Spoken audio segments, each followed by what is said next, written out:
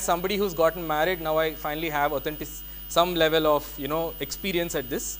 A wedding flies past you. It's a blur, and only a week, a month, a year later is when you'll start thinking back about the tiny things. And you want a photographer who will capture these tiny things for you. Next. This is perhaps the most important point. Beyond all the Instagram-y coolness and everything else that we do in our lives, I think real moments are what make real memories. You will never remember how a photographer posed you against a backdrop on that day, but you will remember this one little tiny moment that happened on your wedding day. Next.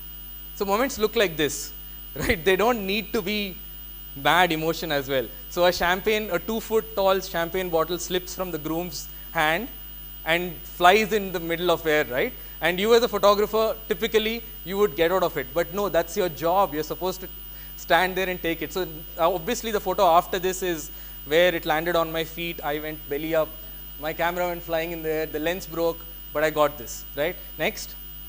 It means showing celebration in its very epic state, right? So every emotion, every laugh, every tear goes kind of like this as a graph, right? So you laugh like that and you get down, and you want the very peak of it to be captured. Next. Yeah, it's also these tense little moments. Weddings are all about tension.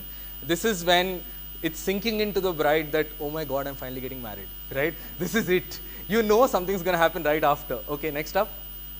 And then there's about sheer happiness, yeah. So it doesn't matter. So the thing is, you get so strung up about the outfits you wear, the makeup you wear, and so on. But the happiest photo from the day could just be with you haldi smeared on your face. Next up. And it's also boredom, right? Let's not forget that weddings are, sometimes there are people who attend it not of their own will, and they're made to sit there. In the Telugu parlance, this is known as the Todipelli Kutru, right? And she is so bored. She's like, okay, now let's get on with the food. Next. And they're messy, right? And there's these tiny little moments that are there hidden away in all of this. And as a photographer, I think I'm truly blessed and honored to be part of this, to be able to experience this with the family. Next up.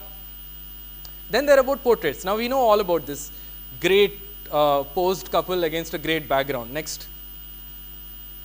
Yeah, so this is in Hyderabad. I just exclusively put Hyderabad weddings. Next. And this is right here in Falaknuma Palace. This is in fact on your way to the loo, you will find this window, right? So good photography is not just about the obvious. It's also about finding good light and good texture and frames and everything else. So all of this, what does it do? It doesn't just make a very strong story, but it makes a timeless one. The idea with timeless means that all of you here have parents who've obviously gotten married at some point in time. So it's nice to go back and probably open that wedding album and see the quality of photos 50 years ago or 30 years ago. And trust me, they're just as good as any photo in the slideshow. They are. Somewhere along the line, we lost our purpose of wedding photography. And I believe that in the 70s and the 60s, we were taking great photos anyway. Timeless means that the photos I make today are actually not for the brides and grooms I shoot today. They are for when they become the grandmothers and grandfathers, and those photos should connect with their grandchildren. And their grandchildren should not have to say, you used to pose with a pigeon back in the day, or you used to hold a prop, or used to fly in the air. You don't need all that. These are real moments meant for real memories. Next.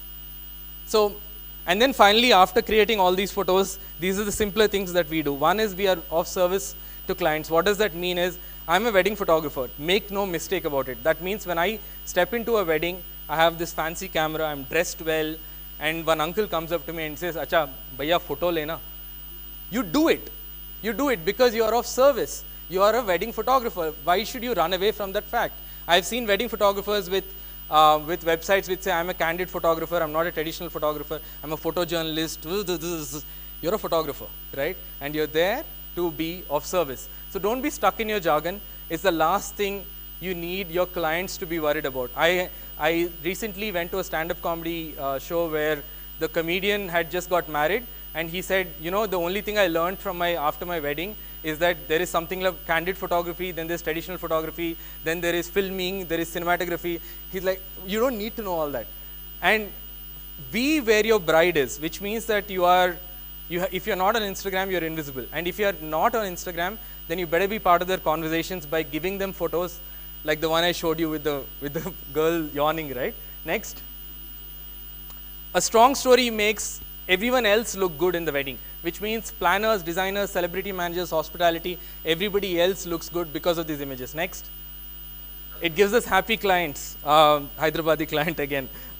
Clients, a happy client becomes a champion for you. It means that I don't need to be worried about how many likes my photos get on social media, how much search engine optimization, that's a very long word, that I'm doing anywhere, etc.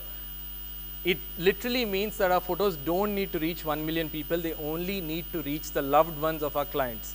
And it doesn't mean today, it means tomorrow, a year, 3 years down the line, somebody else gets married in the family and they ask, hey, who's that photographer who shot that really funny photo of you? We want to hire you, right? Or something that sticks in your memory. That's all that means. Next up.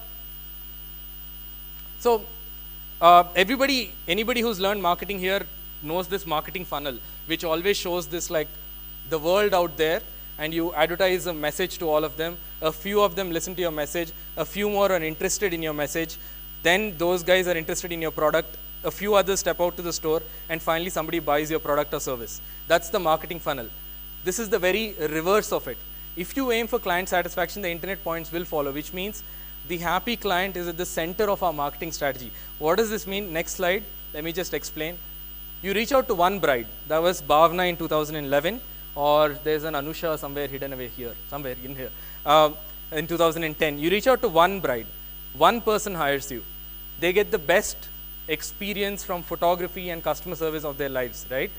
And you don't do anything else about it. You just let them have that product. You don't sell it again. Eventually, somebody else gets married. That's what this entire tree is. This is actual names, by the way. These are clients all the way from 2010 November to December 2017. I should update this for 2018 as well, right? But there are some arrows. There's some really long arrows here. So there's one arrow there which takes us from March 2011 all the way to end of November 2017. 6 years later, a bride came to us saying, you shot my cousin's wedding 6 years ago, right? You want that. That's what matters. So this is literally the heart of what we do, and it gives us what we call in business. I used to work for a company called Colgate-Palmolive. We make toothpaste, right? It's predictable business. You know that n number of human beings are there. They brush their teeth so many times a day, hence so many tubes you need to produce. Predictable business is the core of running a strong business, right? So you have happy clients, you know somebody else in the family is getting married eventually. Next, and I'll end with this, which is summing up what I said, which is be of service, don't be stuck up in your own industry jargons and everything else. Focus on ecstatic customers, not just happy ones. Continue to deliver a great product, number one, full of emotion, and let your clients be your ambassadors. Drum roll. Next. Thank you. That's it. Thank you so much. I hope I didn't take too much time. No? Okay. Thank you, Vishal. And I hope we can take that promise that you will have a workshop for us very soon. So that's a promise, Vishal. That's a promise Joseph has made to us, that we will have a wedding workshop which he will conduct for us.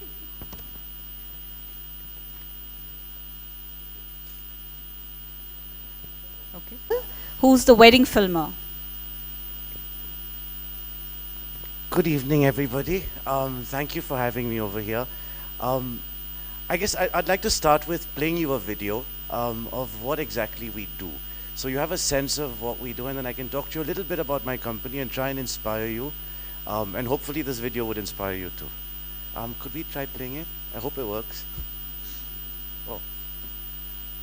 1 second, sorry.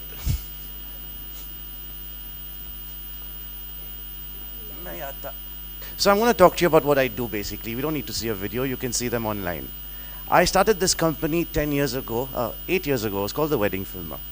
I won't talk to you so much about the company. You can find out about my company online. I'll tell you about how I got the idea and how I was very lost for a very long time in my life until one of the worst things that could have happened to me happened to me. And I used that as my biggest strength to become what I am today. In 2006, I got deported from India. I was working here on a visa. My dream was always to be a filmmaker. since I was 12 years old, I saw this movie called The Ten Commandments. It was an old English film in my mom and dad's house in Africa. And she was a devout Christian, and she'd make me watch it, and I'd see the sea parting, and I'm like, I want to see that. I want to see how that works. I want to be able to do that. Then I saw Jurassic Park, and I saw Lion King, and I saw all these amazing movies as a kid, and I always wanted to tell stories. My mom was a die-hard romantic, and she had a very colorful marriage and life. And with all of that, I think all that romance came down to me too. And then Bollywood happened, and then you would always want to work in Bollywood, and you'd see these love stories, and telling love stories and doing that was what I really, really wanted to do. So then when I was 20 years old in London, I landed myself a job with Shah Rukh. Shah Rukh Khan's an actor in Bombay. Most of you know him. I was a big fan. I used to dress like him. I used to walk like him when I was in school. I used to think like I'm going to be like him one day. So when I actually landed up that job, it was more than a dream come true. I was getting paid 2 rupees to do it. I stayed in a chawl in Bombay. I'd never been to India. I was studying in London. And how I landed the job also was by sheer luck and accident. He was designing a website. I had made a website that won a couple of design awards. And I was only 20 and I didn't know much about life. I look at the 20-year-olds I see today and they're so clued in and they're so smart about what they want to do. And I really didn't have a clue. I just knew I wanted to work in film, and I had this one little foot in the door to meet this huge star. And I did, and I managed to impress him, and I worked really, really hard like most young people would. And in 2006, I was about to make my first Bollywood movie. By 2006, I was directing ads. I was making visual effects. I'd started a visual effects company with him. So I was bright, but I was always lost. Like, no one knew what I was going to do. My mom was always worried. Like, what is he going to do when he grows up? Is he actually going to do something, or is he just going to make music and sing songs and cook food? In 2006, when I was about to make my movie, I was then working in India on a visa, on a work visa, and that work visa expired. I was on this massive project, and Shah Rukh's like, don't worry, it'll be okay, we'll get it done. It can be done very easily because of who he was. And he managed to get me a visa extension, but he pissed off a few people in doing so, and I got deported. Now, he did everything he could to get me back, but there's only that much a man can do. And with Indian politics and the way it was at the time and the way the government was working, I was banned from coming to India for 10 years, which means I had to settle down in Ghana all over again. Now, the last time I was in Ghana, I was 12 years old. I had never been there. I didn't know anyone there. The only person I knew was my father. He works in timber. And he wanted me to work in timber, like every Indian father would want their child to work in his own business. So I started learning timber with him, but obviously my heart wasn't in that, and I didn't know anything about wood. Now I went into depression. I was here, and I was telling everybody, I'm a filmmaker, I'm a director, and I'd get angry, and people would say, listen, don't worry, something good will come out of this. And then I would get even angrier, and I'd be like, what do you mean? And I'd start crying, and I'd call my mom, and I'd cry, and it was a really difficult time. And I would think that this is it now, I'm not going to go back, and my dream is over. So what to do? So I still wanted to be a filmmaker. So in spite of me working in timber with my father, I picked up a small camera and I started shooting. And I told people, I'm going to make an ad for you. One guy was making a toothpaste commercial. So I said, come, I'll make the toothpaste ad for you. Another guy was making a diaper commercial. But then when I picked up the camera, I realized I was working at Shah Rukh. And when you're working at Shah Rukh, you become this spoiled brat because you have everything you want. You have the best DOP. DOPs are the guys who shoot, the cameramen. You get the best sets. You get the best makeup and the best hair. You have insane budgets. You don't really direct Shah Rukh Khan. He comes there and he does his thing and you'll be like, great shot. And at the most you'd be like, one more sir, please, the agency wanted. And he'll do it for you because he's very gracious, but you don't really direct him as a kid. And then I landed up here saying I'm going to be a director and I'm going to be a filmmaker. So I had to now finally go and get costumes myself. I had to figure out an art director myself. There's no film industry in Ghana as such. And in doing so, I found myself as a filmmaker. I made lots of mistakes. But 2 years later, I think I'd become more confident as a filmmaker. And just when I thought my life was okay, I got myself this Malian girlfriend. I got myself a little house. I got myself a car. I did by the beach. I was really happy. I said, okay, this is my life now. And just when I thought everything was okay, I got my visa to come back. And then the government changed and they said, okay, now come back. Now we want you back. So I came back. And now I'm like, crap. But now I really want to tell love stories. And I want to tell these small love stories. With a small camera. I don't want to work with big cameras and big stars and big Bollywood because in those 2 years of finding myself in Ghana, Ghana is a small country in Africa. This camera that I picked up taught me so much as a filmmaker, and I realized that there's so many stories I can tell. When I was in Africa, I did this documentary for BBC. They hired me strangely, and I get very lucky with people finding me. And they hired me and they made me do this documentary. I was following the travel of second-hand clothes from England to Africa and from the West to Africa. In Africa, you don't get brand new clothes. In doing this documentary, I kind of found the power of storytelling with real people. So when I came to India, I said, this is what I want to do. At that point of time, there were only two kinds of real, very powerful, heavy, emotion-laden festivities here. There was weddings and there was funerals. And as dramatic as funerals were, I thought they were really beautiful to shoot. I really thought The Funeral Filmer would be a great title. But I thought fire and, the tears, and then they'd shave their head, and then they'll walk around, and then they'll break down. It was very dramatic. But then I don't think people would appreciate me with a camera at that time of grief. And nobody would want to remember that. And then came the time of, then let's go and shoot a wedding. Whose wedding? At that time, I got married. And it was 2010. And I'm like, I have this small camera, and I wanted to really, really make a film. So I had written this script, which was about a love story, but behind the scenes of a big Bollywood film. Shah Rukh was making this film called Ravan back then. It was a big action flick with lots of special effects. He had 8 cameras, and they had like 100 crore budget, and they were shooting over a year. And my wife was expecting a baby. And I really, really, really wanted to shoot my wedding. And I really, really wanted to get married, and I really wanted to start my life. I think I was 30 now, 29, and I was like, this is the time for me to do something. I can't be working. I worked with him for 10 years, and I said, let me start by quitting my job first and seeing what else is out there, which is a very strange and dangerous thing to do. My wife got very upset at the time. We're getting married now.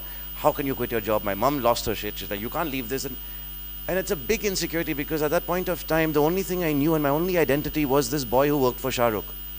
I didn't have an identity of my own. I didn't know what I was doing as my own person.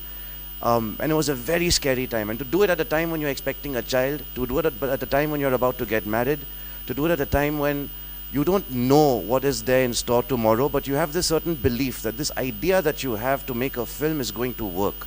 People are going to watch it. There was no market for it. People were not making wedding films then. The only wedding films that were available were 5-hour DVD videos you would get, which were basically cameras with a shotgun light and people eating, people coming. I remember my sister was getting married, and my mom told the videographer, make sure you get everybody, like a good Indian mom, because she wants to remember everything. So she says, make sure you get everybody. So he stood at the door, and he did get everyone. But that's all he got. When I came back, when I was getting married, it was a really small wedding. It was 30 people from my side and 30 people from her. So we had 60 of us, and we were in a small farmhouse. And I said, you know what, I'm going to pick up my camera and shoot my own wedding, because I can't afford a videographer. They were 40,000 rupees. It was a small place. There were not enough people to stay there. So rooms were a problem. So I'm like, if I get this guy, then he'll come with one assistant. And what if he's not nice? And what if he's not good? And all. At least this camera, I'll do 10 minutes of video, but it'll be beautiful nonetheless. And I will do it myself. So I picked up the camera and I shot it. And as a gift to my wife, I cut it for her the next day and I put it up online. It was not with the intention to do this. But when I did it, I enjoyed myself so much, I said, this is what I have to do. And I put in my resignation papers in the company. Everyone thought I was crazy. But it worked. It kind of somehow worked.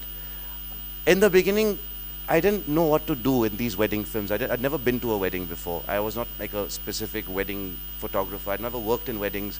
So I didn't know what to expect. But I ended up speaking to the bride and groom on camera. And I spoke to the father on camera of the bride and groom. The first wedding I shot properly. And they ended up saying such beautiful things to me. I ended up using it in the film. I was also writing a screenplay which was based on a wedding, a little bits and pieces.